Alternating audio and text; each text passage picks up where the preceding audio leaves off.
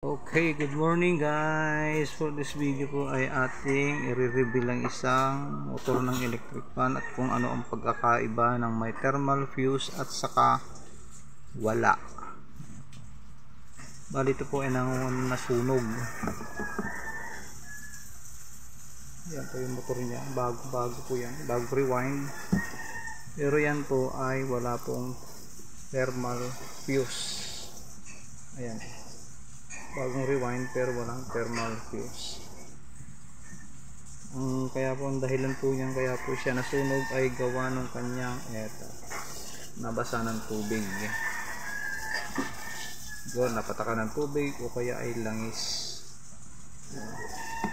Kung ito po ay may thermal fuse, itong motor na ito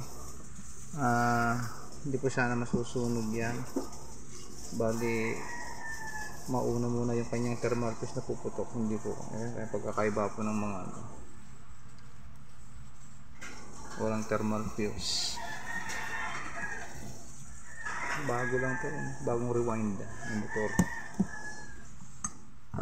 So ang gagawin natin dito, magpapabili tayo ng motor. Tapos yung motor na bibili natin bago ay lalagyan natin ng thermal fuse. Ayan.